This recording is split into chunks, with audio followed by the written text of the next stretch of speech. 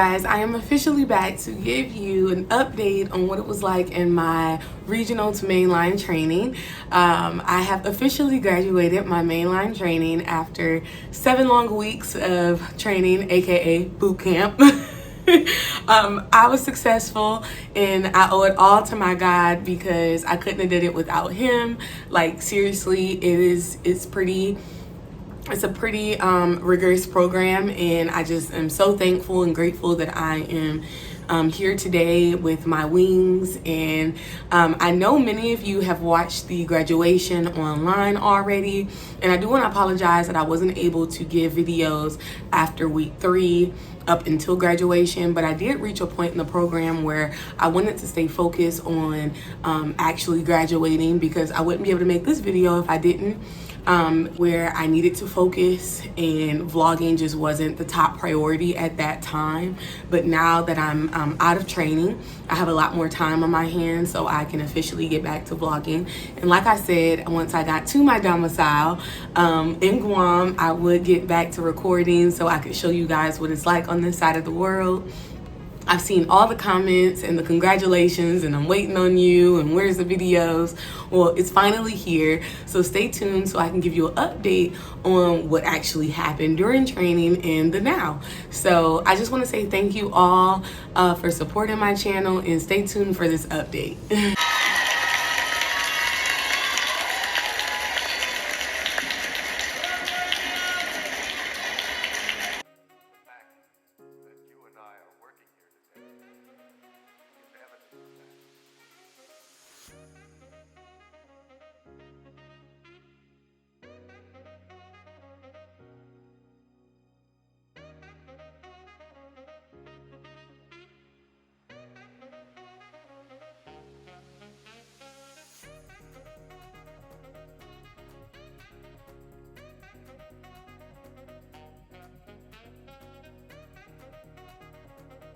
I'm about 3 weeks late and 4 videos in, but I'm back for an official update, so stay tuned. I have officially graduated my mainline training, so that was a long 6.5 weeks, technically 7 weeks. It was intense, it was long, but I conquered it, and I'm here today in Guam because this is my new home domicile. So I'm so happy to tell you guys all about it, just so I can give you an update, because I know everybody wanted to have like that full experience of what to expect when going to training. So I did take me some good notes on my phone. So I left off on week 3, so that was my last official video for training. So week 4 would have been evacs. Evacs is when you have to learn your commands and evacuate the plane in a certain amount. It's not a certain amount of time or anything like that, but you just have to evacuate the plane, and you have to make sure you follow like all of the instructions that are given to you, and don't break any safety related, protocols. That's the word I was looking for. Got this frappe from downstairs. It's really good. Okay, so week 4 was pretty straightforward. Of course, we do lose people along the way, and it was really sad because once you make it to week 4, you're like, I know I'm graduating. Like, for a fact you're gonna graduate, right? Well, you only get so many chances to redo your commands, and they only give you, like I said, a certain amount of chances to redo it. So the goal is to get in there, do it right the first time, so you don't have to go back again. And the good thing about it is, I guess if you want to look at the good thing, is you will never have to use these commands unless you have an emergency evacuation.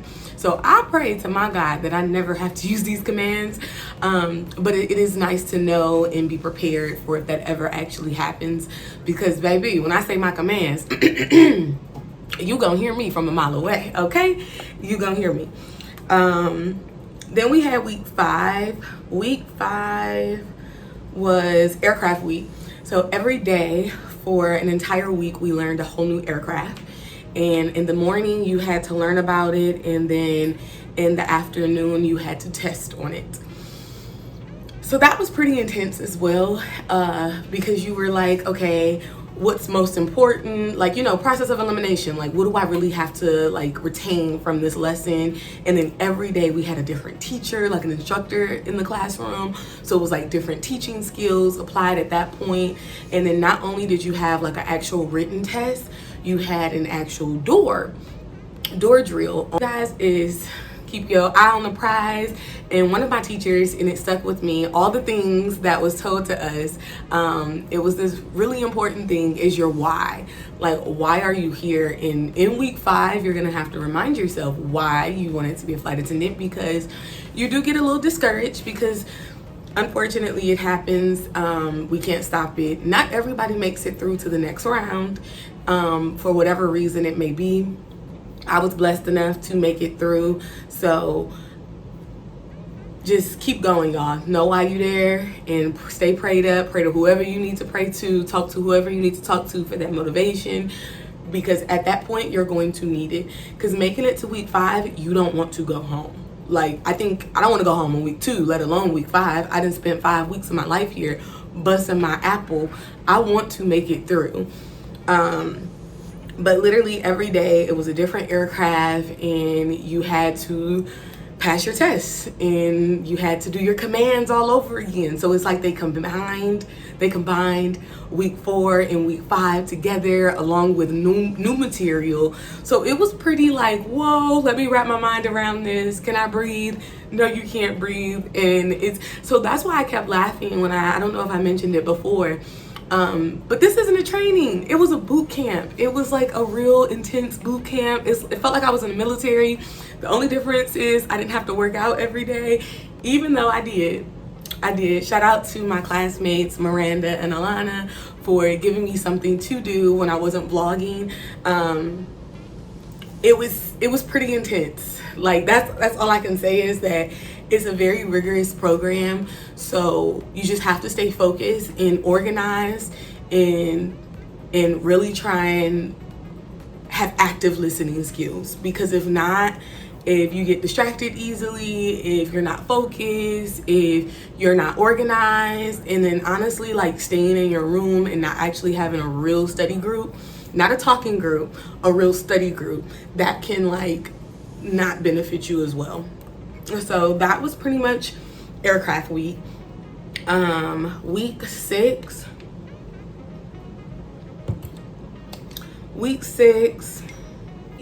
was our training flights, our finals, and our IOEs. So training flights, for those who don't know what that is, in a mainline training, you have to go on a training flight where you just pretty much get to experience what it's like on the working flight. You get to watch the working flight attendants, but you can't participate in any safety related issues. So what that means is you can help with service, you can help with picking up trash, but you won't be touching the door, you won't be making announcements, you won't be doing a lot. Like, you could help with service, so meals, bonus bucks, things like that. Pretty simple, but you do get like live hands-on experience, or you get to see what it's like, because you know it's different when like a teacher or an instructor is telling you, oh, it goes like this, versus you seeing it like hands-on in action. So that was pretty cool, and our crews were really nice. It was this one particular flight attendant. He was so sweet, right? He gave us, like, he reminded us of Princess Diaries. I don't know if you guys remember the guy in Princess Diaries that was the hairstylist, right? Well, he was quick, okay? He was quick, and he was, come on, you can do it, you can do it, you can do this, you can do that. And he was just hilarious, and he really helped lighten the mood. So that day didn't really feel like a test or anything. It was real relaxed, and we needed that, because after aircraft week, we needed a breather, and that was really fun. So I think for my aircraft week, I flew to Las Vegas and back to Houston. So that was pretty fun. Then we did our final. So our final consists of like the actual final exam. So every test you've taken, they're all combined. And just a deep breath for that one. You have operations, so it's like all of your medical equipment that they tell you about. And doors, but it's like broken up into like 2 parts. So it was a butterfly that just flew by, so sweet. So pretty much how it worked is we got split up into a room. So when we first got to class that day, they briefed us and told us like the do's and the don'ts of the day. Then they split us up into groups, and it was like little rotations happening throughout the day. And once you finished with all of your operations, you made it into your actual computer lab where you took your final. And that's when you signed in, you took the final, and it was like, whew, this is it. It's either gonna make or break me. But the good thing is, I passed. I was scared from out of this world. I felt like my test consisted of all the questions that was so hard, okay? I'm not gonna lie, like I felt like my test was so hard. Of course I can't tell you guys too much on what was on the test, you just have to experience for yourself. But it was hard for me, but I did pass it, so that was the goal. The operations were pretty straightforward with the pre-flights and things like that, and you use your device to pre-flight. So as long as you know what the operation is and how to work it, that's where your your skill will come in and what you've learned. And reading is fundamental. I think we were reminded from our instructors to read what you see, take your time. And it really does make sense. And it goes back into the trust the process, because baby, if you trust it, you can be sitting where I'm at right now in Guam, okay? It really does work. And I doubted myself at times, I did, but it did work out for the best. And then the second part to finals was, it was another set of operations that they didn't do with us that first day. It was like CPR, I believe, and what else was it? Can't remember what else I did. I think it was just CPR, honestly. I think it was just CPR. And indoors. And you're doing commands again. So we pulling that again from week 4. So you see how even when you get over a hump, you can't think that that's it. You still have to, I'm learning this to keep it here, not just learning it till it's not just a memory game, like I just got to know it for right now and then I can forget about it. No, you have to learn the material, make it stick, do whatever you need to do to make sure it stays in your head, because you will be tested on it again. Even like on the final, I remember that it was questions pertaining around my commands. Like, it's pretty intense. Like, you have to remember your information, you guys.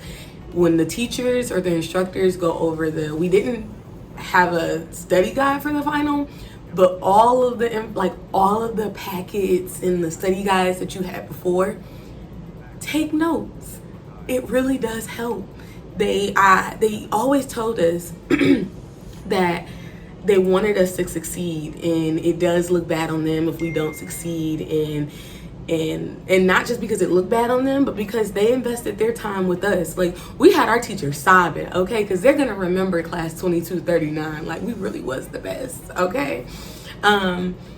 It's just, honestly, you gotta really find a way to remember the information, because everybody's rooting for you. So, and you have to root for yourself. You have to be your #1 supporter, and you gotta stay focused, get your head in the game, okay? Because the brakes aren't there. It's like, don't take your foot off the gas, because as soon as you do, that's when you'll slip up. And even on that day, unfortunately, we lost people. And that's even sad, because it's like, what? We made it all the way to finals and we graduate next week, literally next week, and we still lost people. So that's what I mean by it gets intense. And just because you conquered one step, don't think that, oh, it's going to be easy for the next thing, because that does not mean it's going to be easy whatsoever. Yeah, like, and even after taking the final, I was like, whoa, like, if I hadn't studied as hard as I did, I would have been sitting there crying. Like honestly, like it. And I noticed a lot of the comments below about, like, is the test really that hard? Is it really that bad? It's a no and yes. The reason why I say no is because if you study, I don't think it's not doable. I don't think if you apply yourself 110%, you can do it. But if you do the bare minimum, you're gonna get bare minimum results. Not taking the bare minimum. And the bare minimum gets you too close to getting sent home. So I do not suggest doing the bare minimum when you get to this program. You need to shoot for the stars every time. Every single time. What else did we have? So week 7 was, so because our class was supposed to, oh, my ponytail is so tight.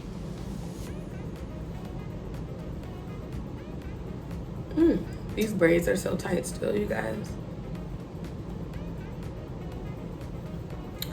So week 7 was graduation. We did still have like it was 2 days before graduation of that last week, because we combined it one of our days in so we could be home for graduation. They were really sweet to us and did that for us. It was an exception to the rule, so don't think it'll ever happen again. If it does, toodles to you group, toodles to your group if it does happen for you.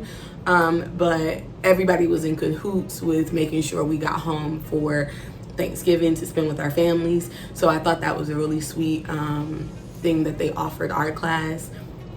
But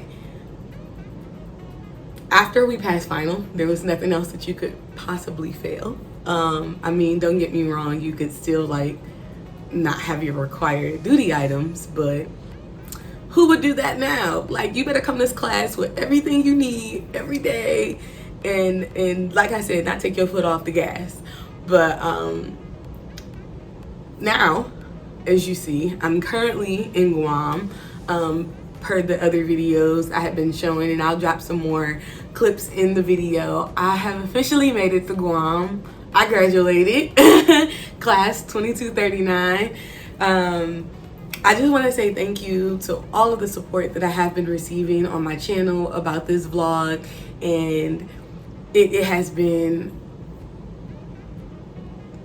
a journey. That's a journey, a real intense journey, a journey that I'll never forget.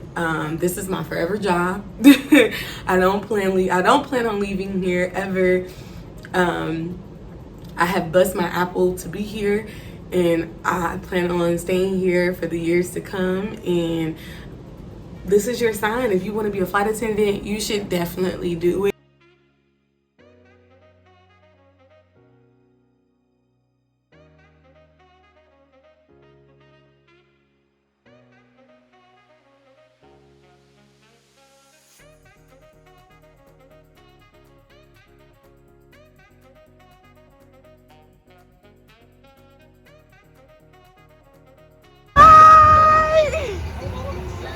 Oh, it smells so good! Yes, guys! You guys, I wanted to talk about how it's Vlogmas right now on YouTube. So I'm like getting back on there, and I'm looking at all of the postings and stuff that is on YouTube, and it's currently Vlogmas. I've never done that before, so maybe I can jump in this and see if I can share what my Christmas is gonna be like here. It's not snowing, but there is like Christmas decorations and Christmas music in every store I walk in, and the sales are beautiful. Like, take my money. Like, I'm scared to walk into the mall again because like I'm going to buy something. But I also want to shout out the fact that my YouTube has grown some more. You guys have been rocking with me and been patient, might I add. Again, I didn't want to delay you guys, but I needed to make sure that I was walking across that stage. And now that I have, I can get back into recording, and I've officially settled in here. Today is my first day on call, so I haven't gotten a trip yet, so I can't wait till I get a trip and I can tell you guys about it. A day in the life of a flight attendant, like OMG, right? And you get to see me in my uniform and everything. It was a clip at the beginning, but you get to see me now, like with the braids and stuff. As you see, I got my hair braided because I'm an island girl now. I'm an island girl. But yeah, maybe I'll do Vlogmas. I know me and my friends here, we wanted to do Secret Santa with each other.